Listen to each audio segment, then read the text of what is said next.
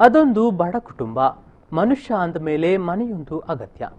ಅದರಂತೆ ಆ ಕುಟುಂಬ ಬಹಳ ಶ್ರಮಪಟ್ಟು ಒಂದು ಮನೆಯನ್ನ ನಿರ್ಮಾಣ ಮಾಡಿಕೊಂಡಿತ್ತು.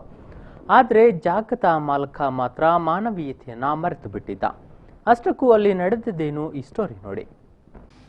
ದಕ್ಷಿಣ ಕನ್ನಡ ಜಿಲ್ಲೆಯ ಬಂಟ್ವಾಳ ತಾಲೂಕಿನ ಮೂಡುಪಡಗೋಡಿ ಗ್ರಾಮದ ಪಂಜೋಡಿ ಎಂಬ ಪುಟ್ಟ ಹಳ್ಳಿ ತಾನೂ ಆಯಿತು, ತನ್ನ ಕೆಲಸವಾಯಿತು, ತನ್ನ ಮನೆಯಾಯಿತು ಎಂದು ತನ್ನ ಪಾಟಿಗೆ ತಾನು ಇದ್ದ ಆ ಕುಟುಂಬ.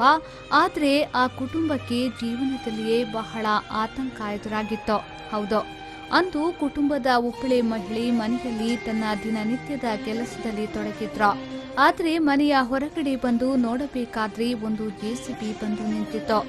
ಏನು ಯಾರು ಎಂದು ಕೇಳುವಷ್ಟರಲ್ಲಿ ಬಹಳ ಶ್ರಮಪಟ್ಟು ನಿರ್ಮಾಣ ಮಾಡಿದ ಆ ಬಡ ಕುಟುಂಬದ ಮನೆ ನೆಲಸಮವಾಗಿ ಬಿಟ್ಟಿತ್ತು. ನಂತರ ಸಂಬಂಧಿಕರು ಸ್ಥಳೀಯರು ಸೇರಿ ಸ್ಥಳೀಯ ಪೊಲೀಸ್ ಠಾಣೆಗೆ ದೂರು ನೀಡಿದ್ರು.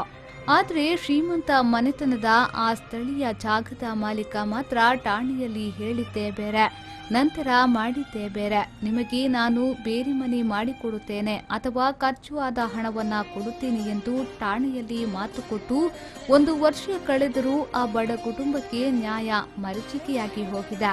ಎಲ್ಲಿಗೆ ನುಗ್ಗಿಸ್ತೀರಿ, ಇದು ನಮ್ಮ ಮನೆ ನಮ್ಮ ಜಾಗ ಅಂತ ಹೇಳಿದೆ. ಅದಕ್ಕೆ ಅವರು ಬ್ಯಾಕ್ ಸೈಡಿಂದ ಬಂದು JCBಯನ್ನು ಒಳಗೆ ನುಗ್ಗಿಸಿ ಒಮ್ಮೆಲೆ ಮನೆ ಮತ್ತೆ ನಾವು ಮನೆಯೊಳಗಿದ್ದೆವು. ಆಗ ಮನೆಯೊಳಗಿಂದ ನಮ್ಮನ್ನು ಎಲ್ಲ ಆಗುವಾಗ ನನ್ನ ಗಂಡ ಪುಂಜಲ್ಕಟ್ಟೆ ಪೊಲೀಸ್ ಸ್ಟೇಷನ್ಗೆ ಹೋಗಿ ಕಂಪ್ಲೇಂಟ್ ಕೊಟ್ಟರು. ಊರಿನವರೆಲ್ಲ ಸೇರಿ ನಮಗೆ 1 ತಿಂಗಳೊಳಗೆ ಮನೆ ನಿರ್ಮಾಣ ಮಾಡಿ ಕೊಡುವುದು ಅಂತ ಅವನು ವಸಂತ ಶೆಟ್ಟಿ ಒಪ್ಪಿಕೊಂಡ. ಮನೆ ನಿರ್ಮಾಣ ಮಾಡುವುದಲ್ಲಿ ವಸಂತ ಶೆಟ್ಟಿ ಒಪ್ಪಿಕೊಂಡ. ಆದರೆ 1 ತಿಂಗಳು ಕಳೆದು 1 ವರ್ಷವಾದರೂ ನಮಗೆ ಯಾವುದೇ ಥರದವಾದ ನ್ಯಾಯ ಸಿಗಲಿಲ್ಲ. ನಮಗೆ ಇನ್ನಾದರೂ ಒಂದು ಜಿಲ್ಲಾಡಳಿತ ಎಚ್ಚೆತ್ತು ನಮಗೆ ನಮ್ಮ ಈ ಬಡ ಕುಟುಂಬಕ್ಕೆ ಒಂದು ಸ್ಪಂದಿಸಬೇಕು.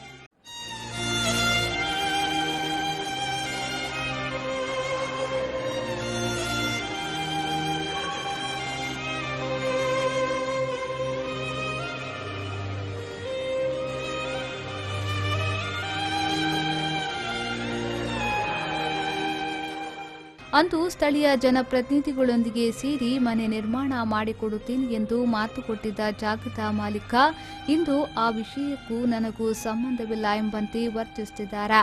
ಆ ಬಡ ಕುಟುಂಬದ ಬಗ್ಗೆ ಸ್ಥಳೀಯ ಜನಪ್ರತಿನಿಧಿಗಳು ಕೂಡ ಯಾವುದೇ ಸ್ಪಂದನೆ ನೀಡದೇ ಇರುವುದು ಮಾತ್ರ ವಿಪರ್ಯಾಸವೇ ಸರಿ. ಇನ್ನಾದರೂ ಜಿಲ್ಲಾಡಳಿತ ಹಾಗೂ ಸಂಬಂಧಪಟ್ಟ ಅಧಿಕಾರಿಗಳು ಇಂತಹ ಬಡ ಕುಟುಂಬದ ಸಮಸ್ಯೆಯನ್ನ ಬಗೆಹರಿಸಿ ತಕ್ಷಣವೇ ನ್ಯಾಯ ಒದಗಿಸಿಕೊಡಬೇಕಾಗಿದೆ.